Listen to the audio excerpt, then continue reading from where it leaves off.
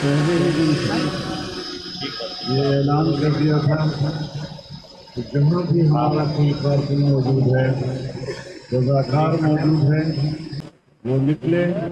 اور خاص کر آپ لوگوں کی مدد کے لیے پہنچے، ان کو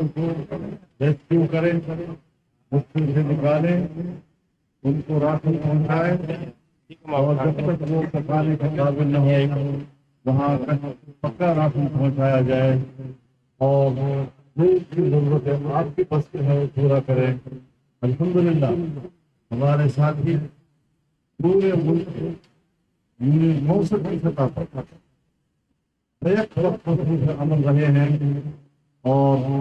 الحمدللہ آج یہاں پر یہ محفل ہے وہ بھی اسی سلسلے کا حصہ ہے۔ یہ تباہ کاریاں جو ہوئی ہے جو ہمارے مشاہدے میں ہے، پوری دنیا کی حکومت میں مل جائے گی تو اس کو بحال کرنے کی طاقت ہے، لیکن ہر حال انسان کا ایک فرض بنتا ہے جتنا اس کے بس میں ہو لوگوں کی بہتری کے لیے، لوگوں کی مدد کے لیے اور مشکل وقت میں اپنا حصہ ڈالیں۔ میں سب حکمت علماء اسلام سے بات کر سکتا ہوں، میں ان تمام تنظیموں، ان جماعتوں، ان کارکنوں جنہوں نے اس کار خیر میں حصہ ڈالا ہے، ان سب کو خراج تحسین پیش کرتا ہوں اور ان کی خدمات کی قدر کرتا ہوں۔ اللہ تعالیٰ ہماری ان خدمات کو قبول فرمائے، اور یہاں پر جو محمود ویلفیئر ایسوسیشن لاڑکانہ نے جو کام کیا ہے، میں سمجھتا ہوں کہ یہ ہمارے شہید بھائی ڈاکٹر خالد محمود عمر صاحب کی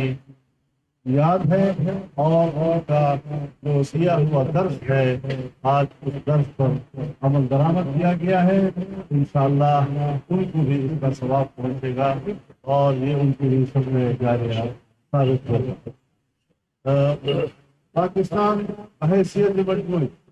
اس وقت شدید اقتصادی مشکلات کا شکار ہے۔ یقیناً عالمی برادری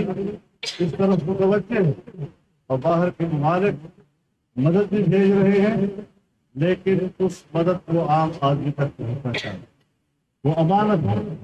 وہ عام آدمی اور متاثرہ لوگوں کا حق ہے، اور اس حق کو مارنے کی اجازت کسی کو نہیں۔ 1 روپے جو باہر سے لوگوں کی مدد کے لیے آیا ہے وہ عام آدمی